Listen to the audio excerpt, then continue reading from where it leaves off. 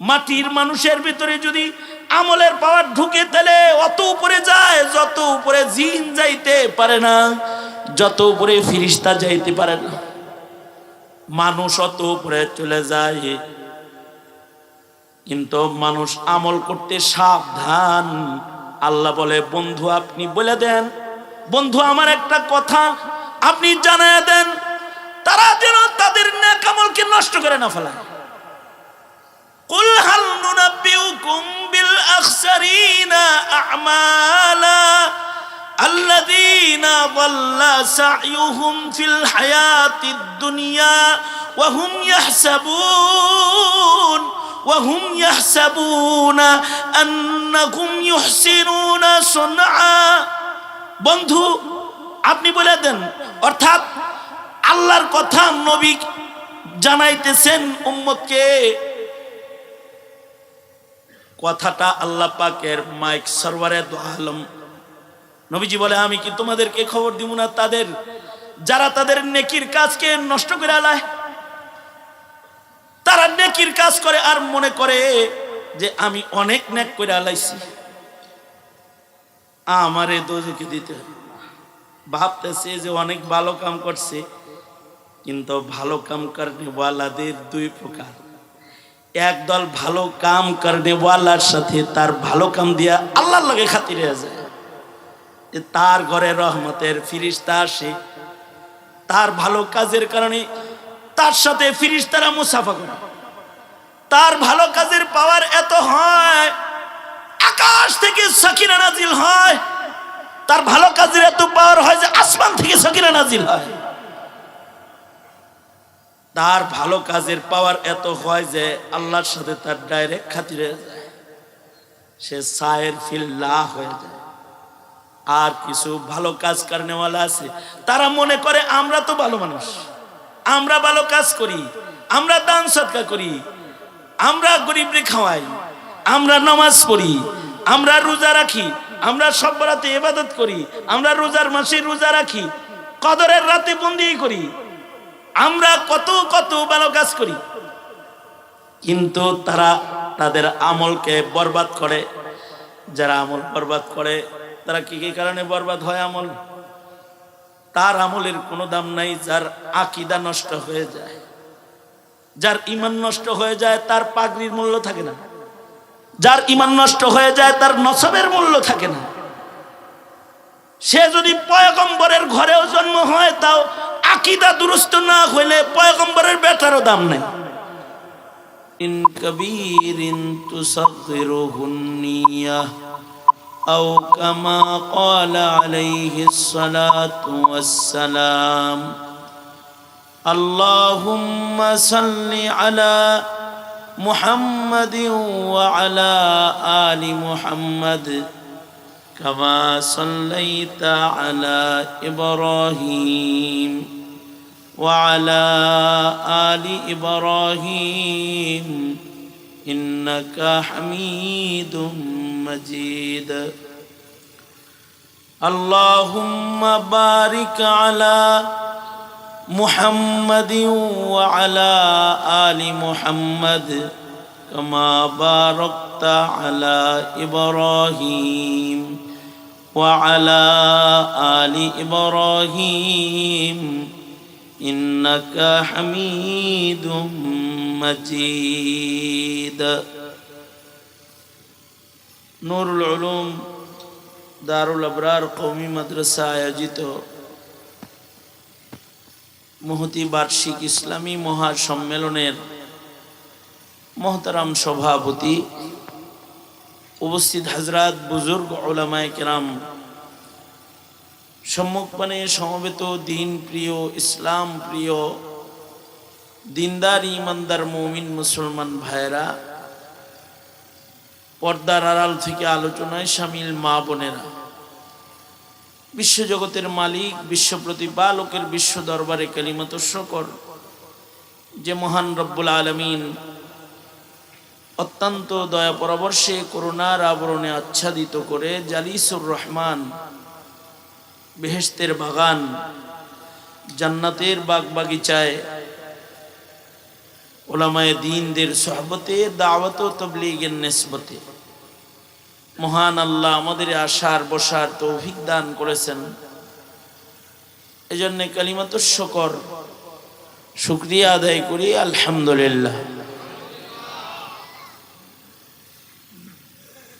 অত্র মাদ্রাসা জামিয়ার জিম্মাদার যেহেতু হযরতুল আল্লামা আল্লামা মুফতি কিফায়াতুল্লাহ আজহারী দামাত বারকাতুহুম, সঙ্গত কারণেই দেশের কিবারে উলামা যারা,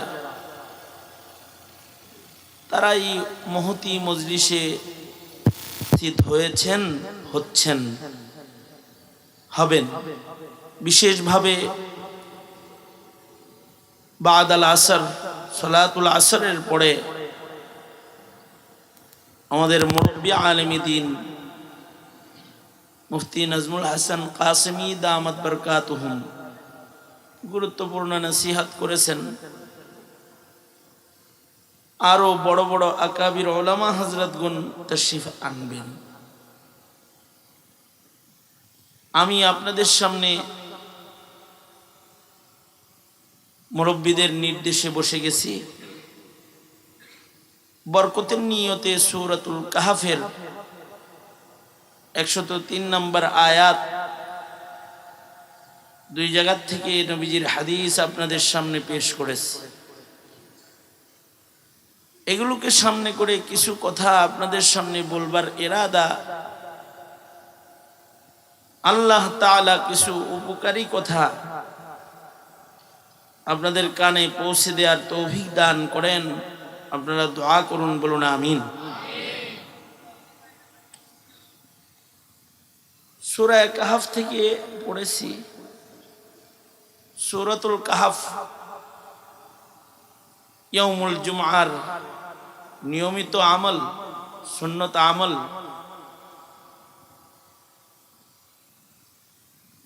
ইয়াউমুল জুমআতে সূরা কাহফের সাথে তিলাওয়াতের সুন্নতের গভীর তাআল্লুক। এক সাহাবী রাতের বেলায় সূরাতুল কাহফ পড়তেছিলেন, সূরা কাহফ পড়তেছেন রাতে। সাহাবীর ঘরটা এতই ছোট যে ছোট্ট ঘরের ভেতরে সাহাবী রাতের নামাজ পড়তেছেন, পাশেই সাহাবীর সন্তান শুয়ে আছে, আর সাহাবীর ঘোড়াটাও ঘরের ভেতরেই পাশে বাঁধা আছে। আগের জমানার মানুষের ঘর আমাদের ঘরের মতো বড় বড় ছিল না, ছোট ঘর, কিন্তু তাদের ঘরের ভেতরে ইবাদত ছিল, বন্দিগি ছিল। আমাদের ঘরের ভেতরে অনেক বাতি, অনেক ফ্যান, অনেক লাইট আছে, অনেক ডেকোরেশন আছে, কিন্তু আমাদের ঘরগুলো এখন ইবাদত শূন্য। সুন্দর সুন্দর ঘর হয়, কিন্তু ঘরগুলোর ক্যালিগ্রাফি সুন্দর, ঘরে সুন্দর সুন্দর চিত্র আছে, আর্কিটেক্ট ডিজাইনে দৃষ্টিনন্দন চিত্র ঘরের ভেতরেই আছে। কোন দিক থেকে আলো আসতেছে বাতি দেখা যায় না এখন। এত সুন্দর সুন্দর ডিজাইনের ঘর এখন মানুষ বানায়, ঘর সুন্দর, কিন্তু কান্ডা ধরে এখান থেকে সরাই দেবো সবগুলো, বাস।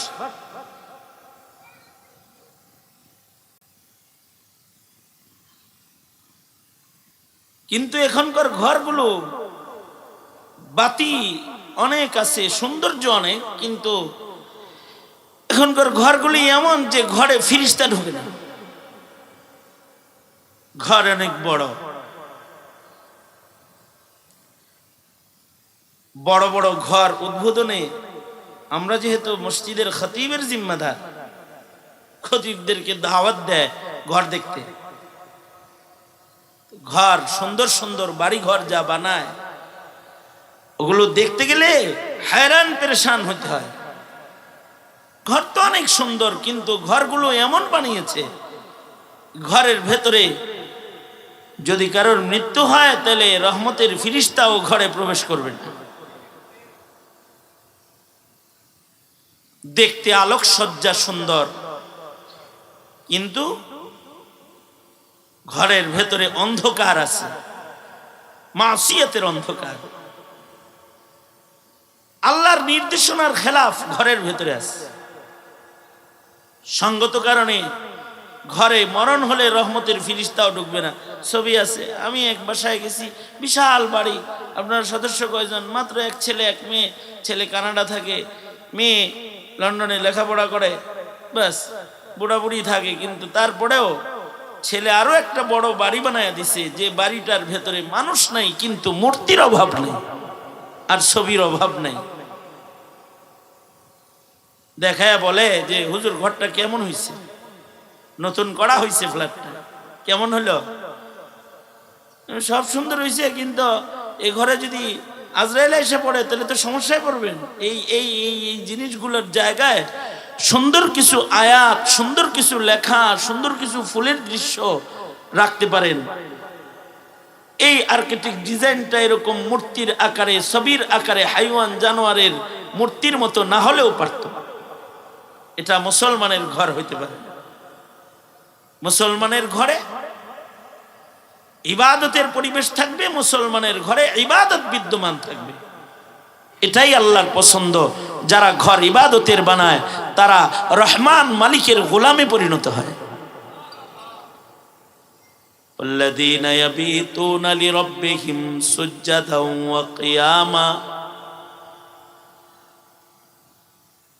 وعباد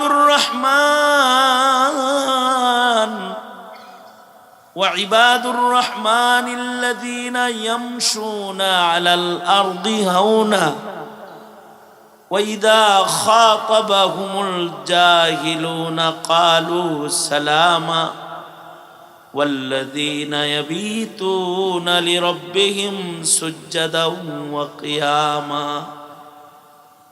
অর্থাৎ মুসলমানের ঘরোয়া জিন্দেগিও ইবাদতের হবে, এটা রহমান মালিকের পছন্দ। রহমানের গোলাম যারা, তারা ঘরের ভিতরে ইবাদত করবে। ঘরের ভিতরে গান বাদ্যের আওয়াজ না, ঘরের ভিতরে ইবাদত। জোরে বলেন।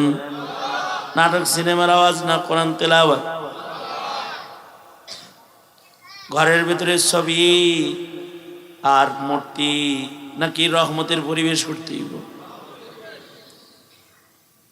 কারণ এই বাতি আসল বাতি না, ঘরে ইবাদত গুলো হলো মুমিনের ঘরের বাতি। মুমিনের ঘরের বাতি হলো তার ইবাদত বন্দেগী, এগুলো তার ঘরের ফুল, ঘরের বাতি, ইবাদত বন্দেগী।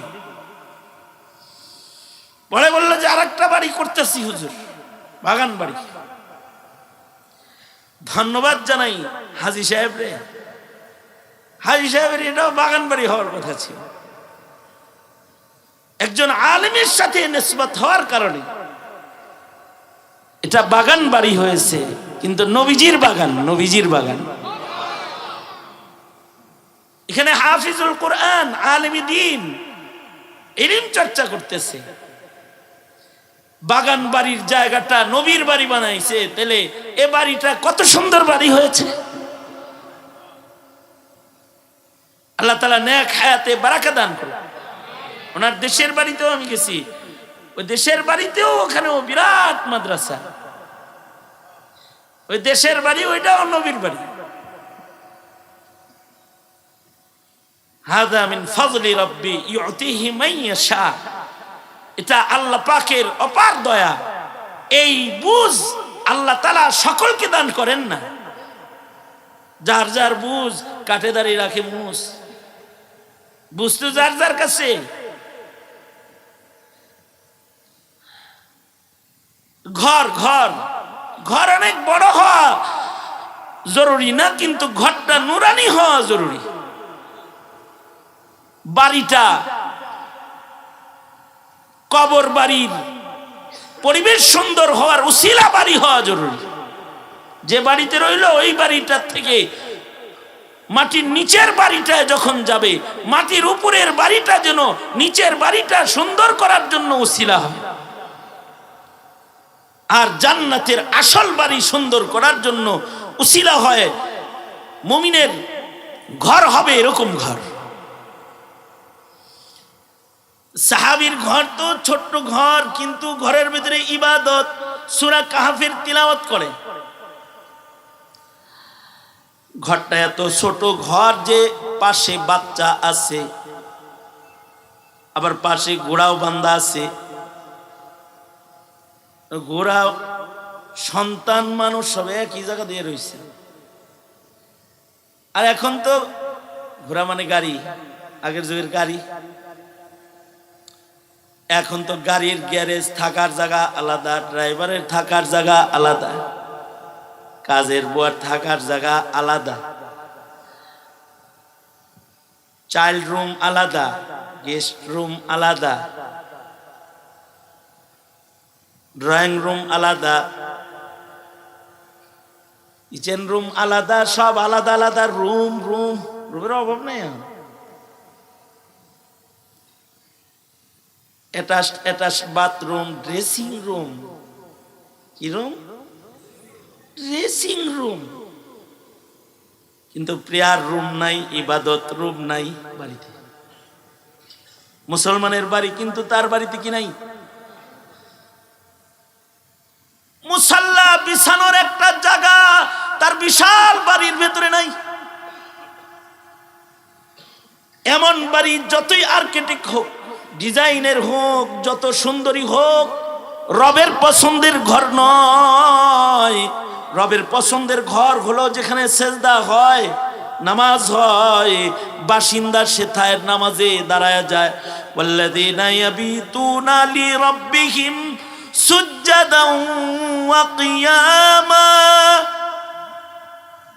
ঘরের ভেতরে নামাজে দাঁড়াবে, ঘরের ভেতরে তিলাওয়াত করবে বসে বসে।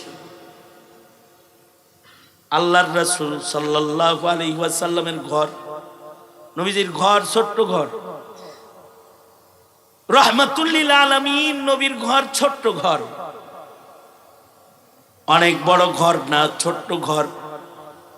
কিন্তু নবীজির ঘরের ভেতরে ইবাদত। আল্লাহর নবী এত লম্বা করে কিরাত পড়তেন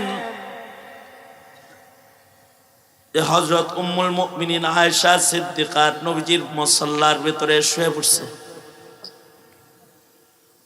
একদিকে আল্লাহর নবীর নামাজ চলছে,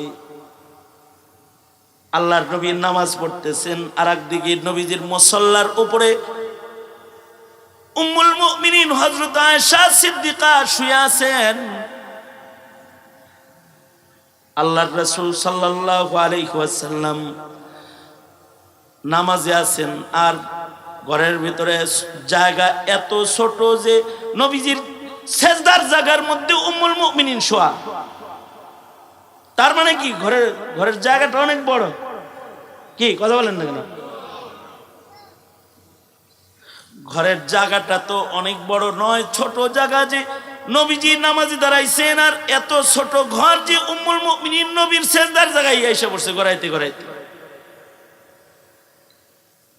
আল্লাহর রাসূল সাল্লাল্লাহু আলাইহি ওয়াসাল্লাম উম্মুল মুমিনিনকে সেজদা দিতে যায় হাত দিয়া সরাইতেছেন, দাবাইতেছেন। এক হাত দিয়া নবীজি উম্মুল মুমিনিনকে সরাইতেছেন, পায়ের ভেতরে দাবানি দিয়া সরাইয়া দিতেছে। এই আমি নামাজ পড়তেছি, জাগো, পা সরাও। সাহাবী জিজ্ঞাসা করে, ওগো আল্লাহর নবী, ওগো উম্মুল মুমিনিন, আল্লাহর নবী আপনার ঘরে নামাজ পড়ে আপনি দেখেন না? আপনি ওই সেজদার জায়গায় গেছেন কেন? বাতি জ্বলে নাকি ঘরের ভিতরে? দেখুন। আর লম্বা তিলাওয়াত চলতেছে, আল্লাহর নবীর আমি ঘুমিয়ে গেছি। ঘর ছোট, গড়াইতে গড়াইতে নবীর মুসল্লার জায়গার উপরে চলে গেছি। তার মানে হলো রহমাতুল লিল আলামিন নবীর ঘরে বাতিও নাই, কুপি জ্বালাইবার তেল নাই। সরওয়ারে দু আলম সাইয়্যিদুল মুরসালিন রহমাতুল লিল আলামিন যদি খালি আল্লাহকে বলে আল্লাহ উহুদ পাহাড় স্বর্ণ বানায় দাও, আল্লাহ তাআলা উহুদ পাহাড়কে সোনা বানায় দিবেন। সে নবীর ঘরের ভেতরে বাতিতে তেল নেই। হযরত উম্মুল মুমিনিন বলছে মাসের পর মাস আমাদের ঘরের চুলার ভেতরে আগুন নেই। সাহাবী বলে তে খাইতেন কি? কয় কেউ এক একটা খেজুর হাদিয়া দিলে ভাগ করে নবীজি অর্ধেক খেতেন, আমি অর্ধেক খাইতাম। কখনো শুধুই মাত্র পানি আর একটা খেজুর। ফকর ফাকার জিন্দেগি আল্লাহর রাসূল কাসদান ঐচ্ছিক ভাবে গ্রহণ করেছেন।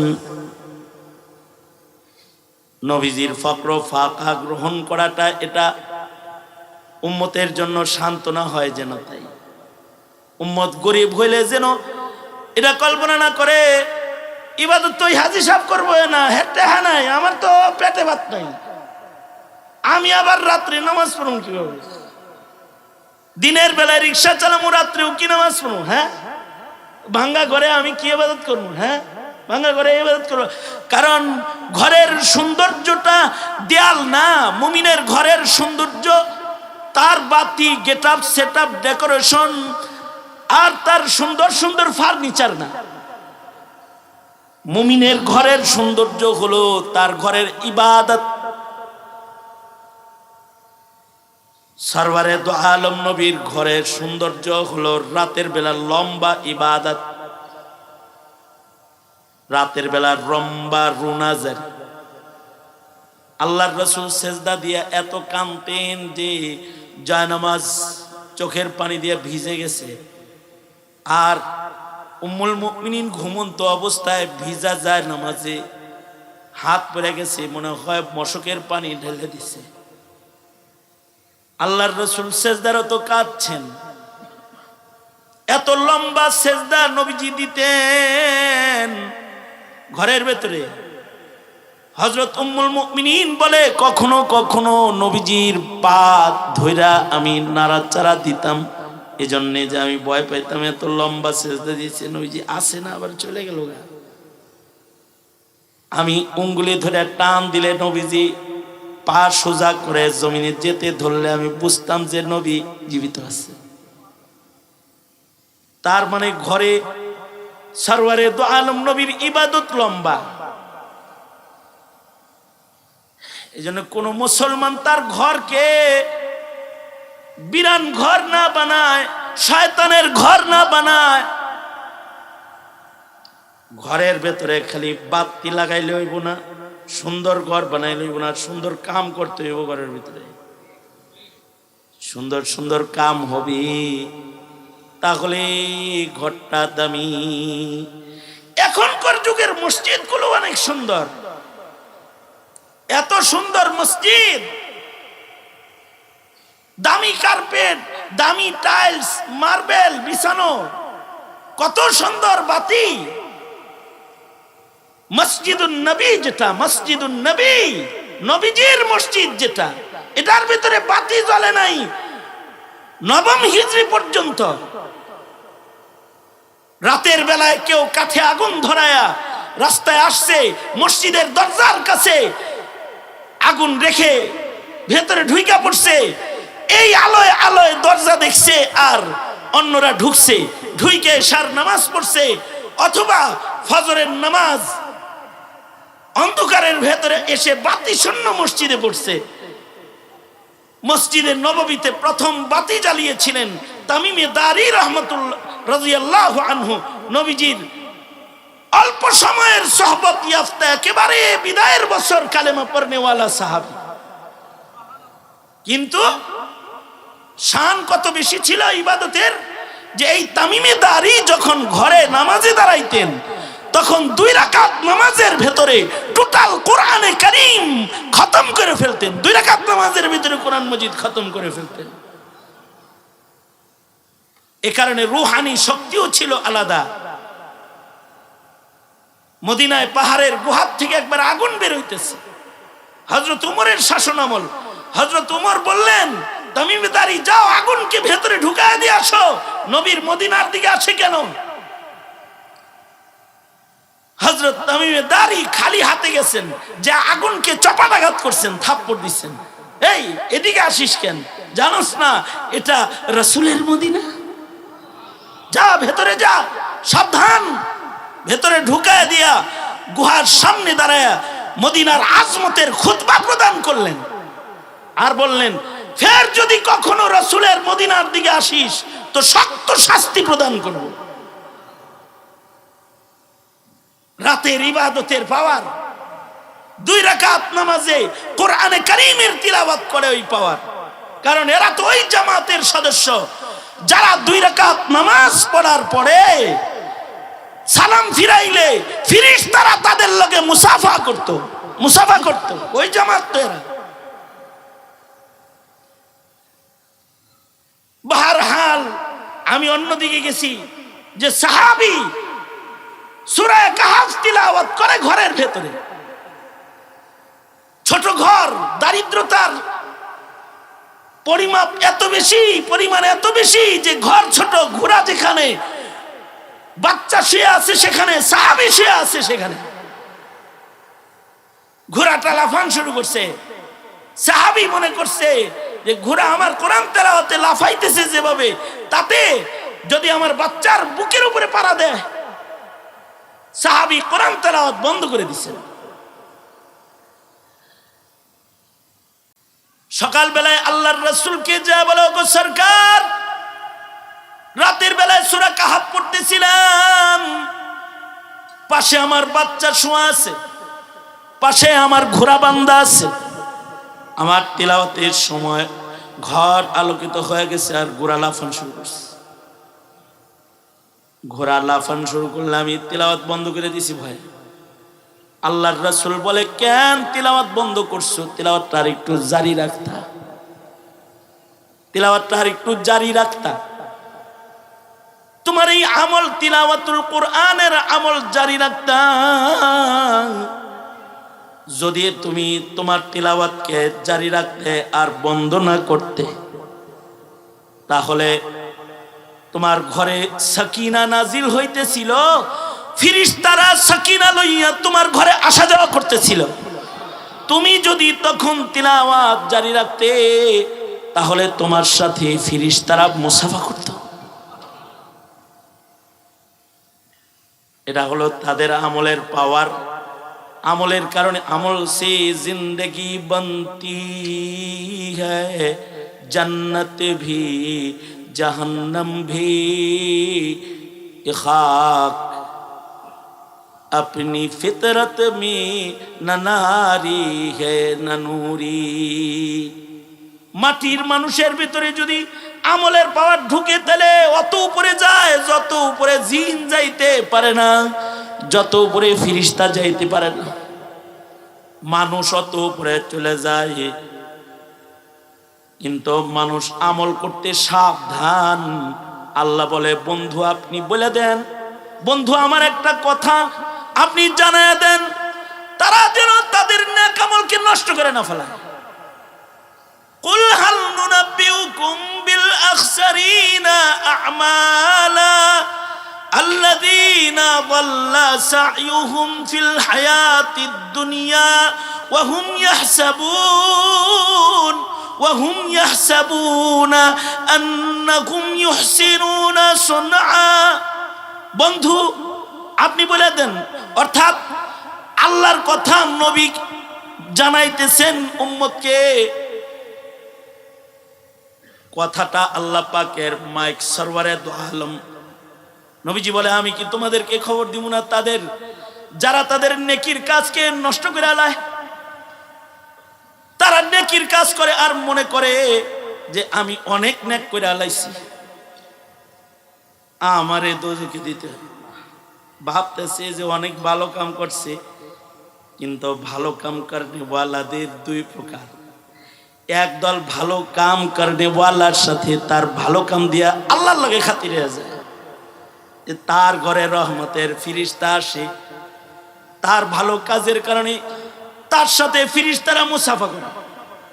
তার ভালো কাজের পাওয়ার এত হয়, আকাশ থেকে সাকিনা নাজিল হয়। তার ভালো কাজের এত পাওয়ার হয় যে আসমান থেকে সাকিনা নাজিল হয়।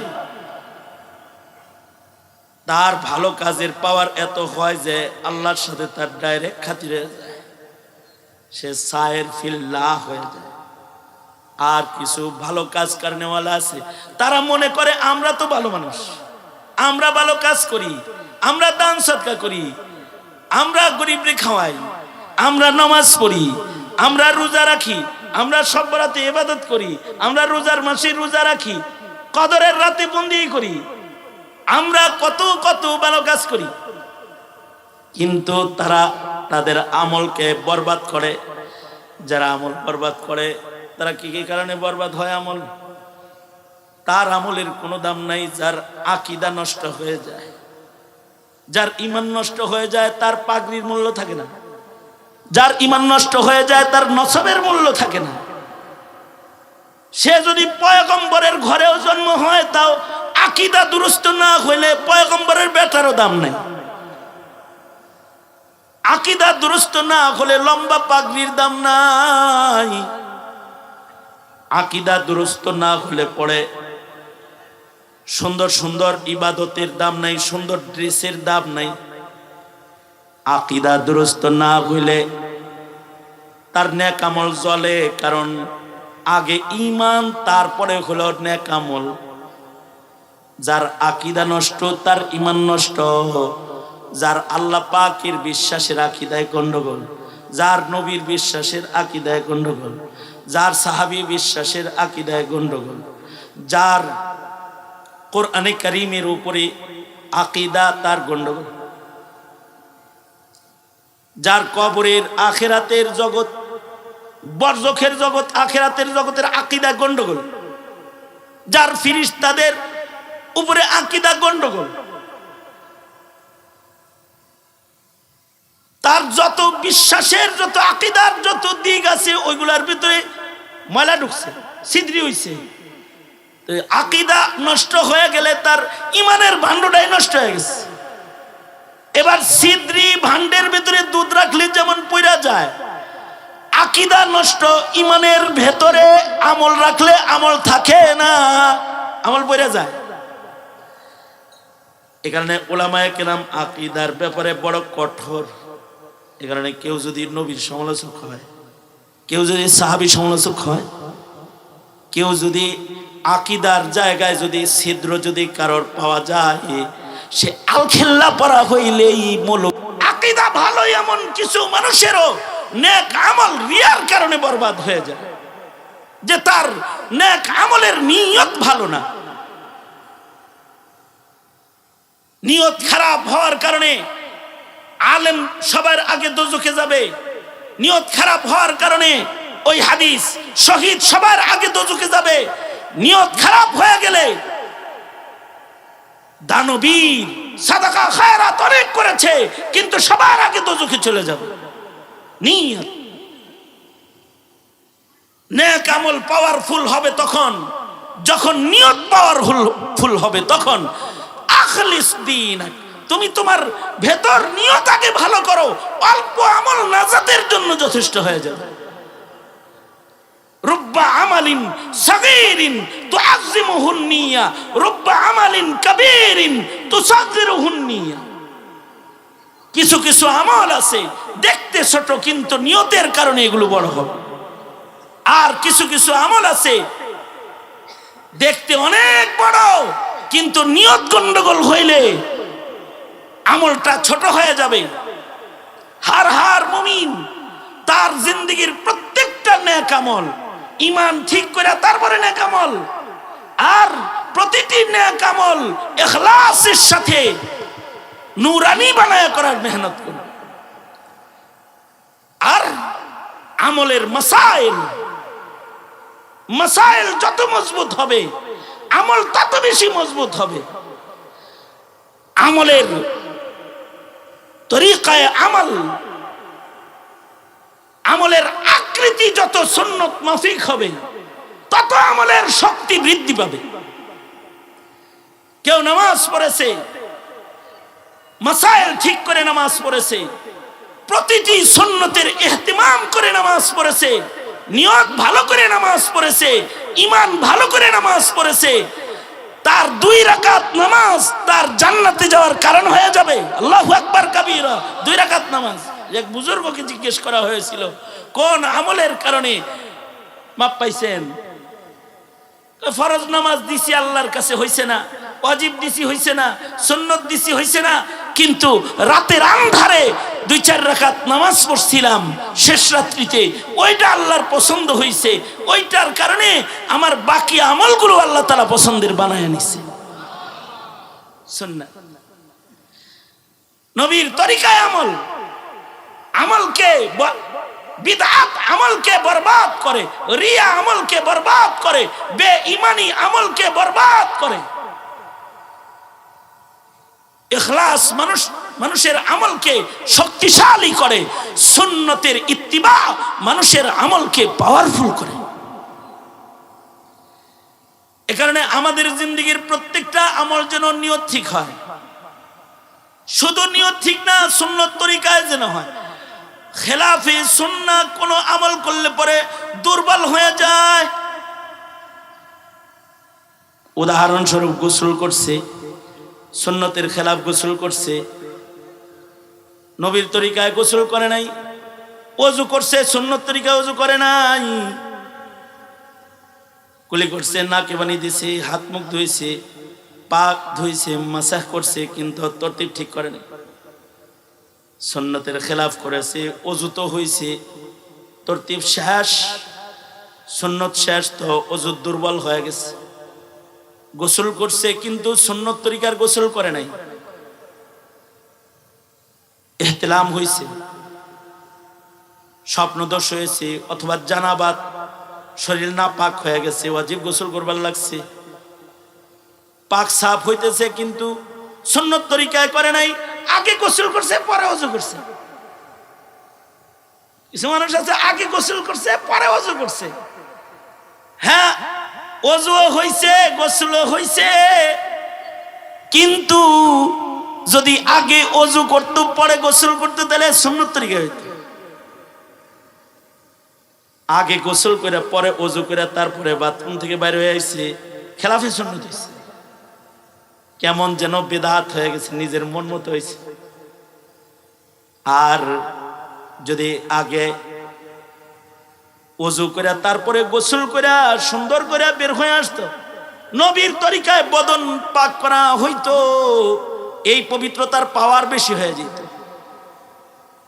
কারণ এটাও ওযু এটাও গোসল, কিন্তু সুন্নত তরিকার হইছে। কারণগুলো নবীজির গোসলের পরে ওযু সাবেত নাই, ওযু গোসলের আগেই করে ফেলবে।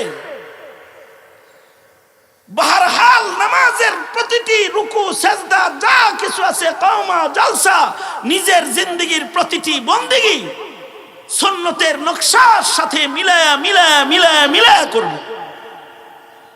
তাহলে তার আমলগুলো কি হবে না? নষ্ট হবে না? নবী বলেন, আমি কি তোমাদেরকে সতর্ক করব না, খবর দিব না? যারা তাদের আমল নষ্ট করে, সাবধান, আমল নষ্ট করা যাবে না। আমাদের জিন্দেগির তাসবিহাত, আমাদের জিন্দেগির তিলাওয়াত, আমাদের জিন্দেগির নামাজ, আমাদের জিন্দেগির রোজা, আমাদের জিন্দেগির খায়রাত, আমাদের জিন্দেগির সকল হাসানাত, এগুলো যেন বরবাদ না হয়, এগুলো যেন শক্তিশালী হয়, এগুলো যেন উত্তম আমল হয়, উত্তম আমল, উত্তম আমল হয় যেন। এই বিষয়ে খেয়াল করে করে যদি আমরা আমাদের ঘরে, আমাদের ব্যক্তি জীবনে আমলের বাতি, ঘরে নেক আমলের বাতি যদি আমরা জ্বালাইতে পারি, তাহলে মহান আল্লাহর কাছে আমাদের হিসাব সহজ হয়ে যাবে। অল্প আমল মিজানের পালাকে ওজনদার বানায়া দিবে, নাজাতের দুয়ার, প্রশস্ত দুয়ার আল্লাহ তাআলা খুলে দিবে। আল্লাহ তাআলা আমাদের সকলকে নাজাতের প্রশস্ত দুয়ার খোলার মতো ভারী, ওজনদার, মূল্যবান আমল বেশি বেশি করার তৌফিক দান করেন। জিন্দেগির আমল যেন আমরা কখনোই নষ্ট না করি। আমাদের জীবনের সাধনা, নেক আমলের সাধনার কোনো আমল যেন যায় না হয়ে যায়, বরবাদ না হয়ে যায়, অযথা না হয়ে যায়, অনর্থক না হয়ে যায়। আল্লাহ তাআলা আমাদেরকে এমন আমল করার তৌফিক দান করুন। এই কিছু কথা বসে বন্ধুবার হযরতুল আল্লাম মুফতি কিফায়াতুল্লাহ আজহারি দামাত বরকাতুহুমের প্রতিষ্ঠানে, ওনার কোনো প্রতিষ্ঠানে কোনো প্রোগ্রাম হবে আর সেখানে ওনার কাছের মানুষ হিসেবে আমি দাওয়াতে আসবো না, এটা ওনার কামনা না। যদিও উনি আমার মাহফিলে যায় না, 22 তারিখে যায় নাই, ওনার ডায়েরিতে লেখা আছে কিন্তু যায় নাই উনি, কিন্তু আমি কিন্তু আসছি। আল্লাহ তাআলা এই মাদ্রাসাকে কবুল করেন, ওনার সকল আমাল কবুল করেন। ইখলাস ওয়ালা, কতখানি ইখলাস হইলে হাজী সাহেবের এই মানে হাওরের ভিতরে, এটা তো হাওর বিলের ভিতরে এই মাদ্রাসার দায়িত্ব বুঝা মাথায় নিতে পারে? কতখানি হিম্মত হইলে সবার কাজ। এটা কিফায়াতুল্লাহ আজহারি দামাত বরকাতুহুমের মতো মানুষেরই সাহস হবে। আল্লাহ তাআলা ওনার জিন্দেগিতে বারাকা দান করেন, ওনার সবগুলো মেহনতকে আল্লাহ তাআলা কবুল করেন। এই মাদ্রাসার ছাত্র উস্তাদ যারা আছে সকলকে আল্লাহ তাআলা কবুল করেন। আমাদের সবাইকে নাজাতের উপযুক্ত আমল করার তৌফিক আল্লাহ তাআলা দান করেন। আমিন। ওয়া আখিরু দাওয়ানা আলহামদুলিল্লাহি রাব্বিল আলামিন। আসসালামু আলাইকুম ওয়া রাহমাতুল্লাহি ওয়া বারাকাতুহু।